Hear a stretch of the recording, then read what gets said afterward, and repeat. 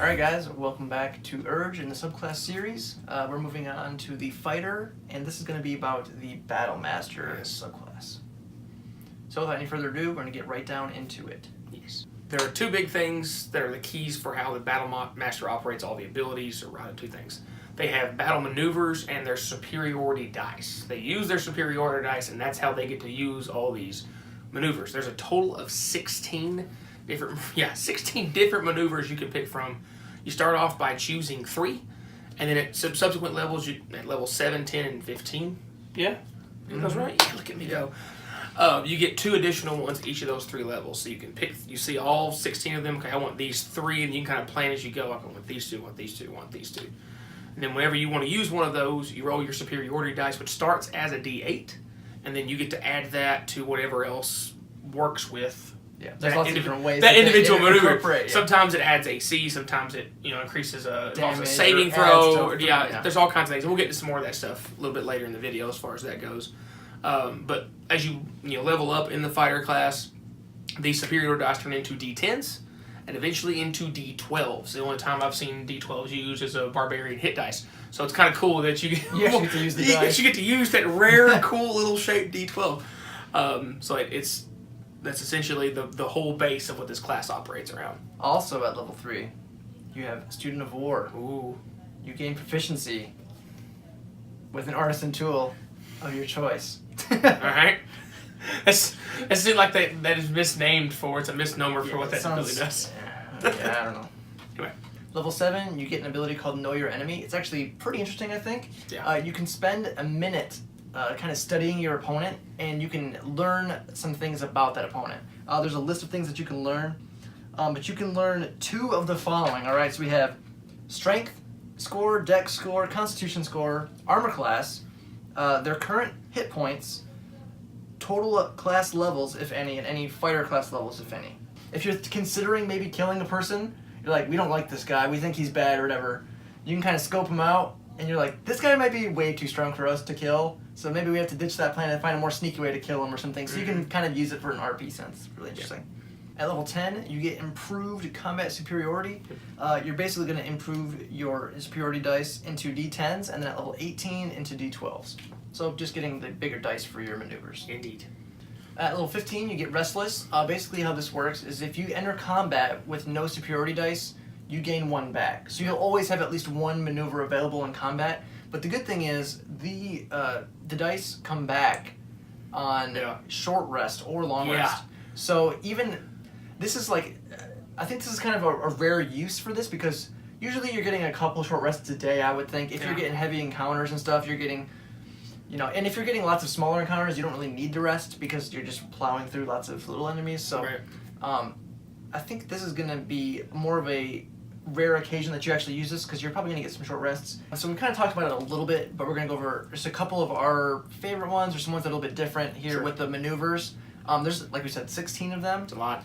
And a lot of them are actually really good. Yes. And a lot of them are utility based. So, some of the ones that I was looking at, disarming attack.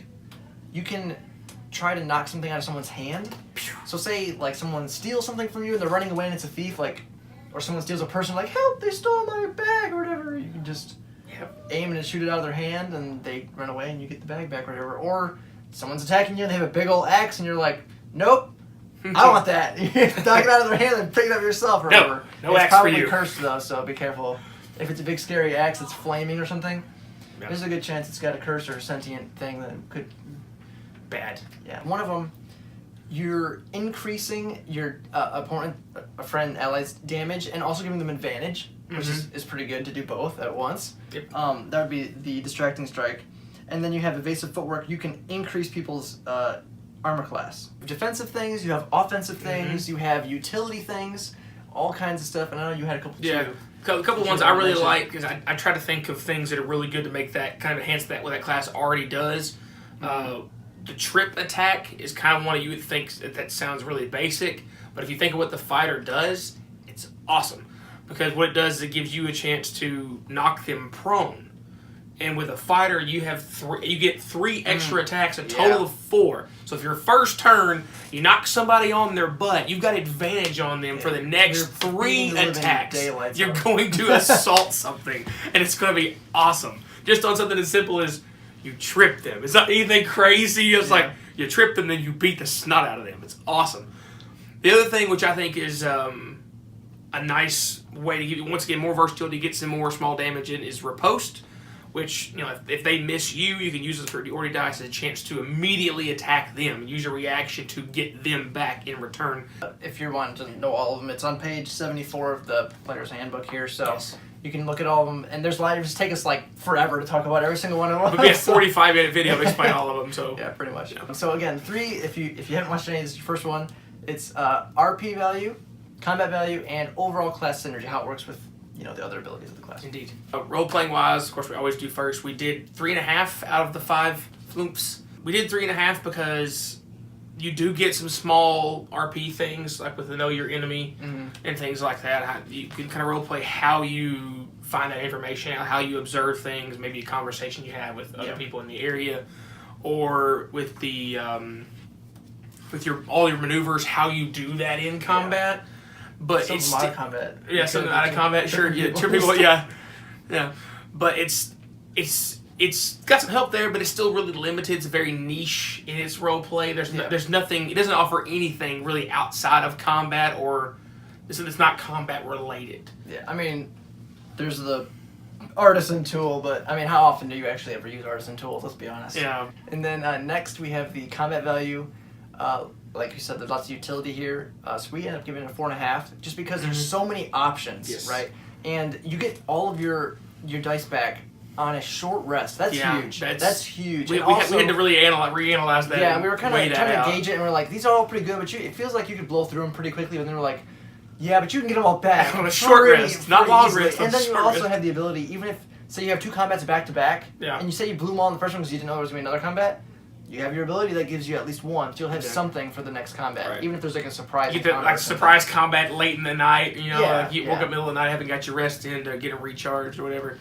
That's it's a nice little extra turnaround that can help. And all the utility is always good in combat. Yeah, versatility and flexibility. It doesn't really branch out of what the fighter does, but it does give more versatility, more flexibility to what the fighter does. It's still much of a fighter, but it gives it more options of what it can do. Yeah.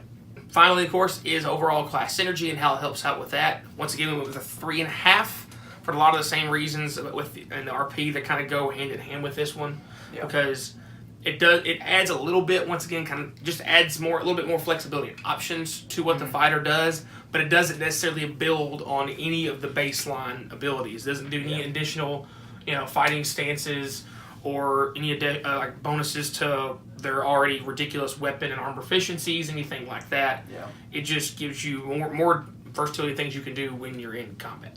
Alright guys, so that's our major thoughts on the Battlemaster Fighter Martial Archetype. Yes. What a mouthful. I said that 3 times Well fast. done. I didn't think I was going to make it through, honestly. I was like, I'm like thinking in my head while I'm saying, you probably see that like watching First my try, face. no warm-ups, guys. First try, no warm-ups. You'd be surprised how many times we actually first try stuff, which is like never. So anyway, if you guys enjoyed the video, please remember to give it a like. Indeed. And subscribe to the channel. Hit the bell for notifications when all of our new videos come out.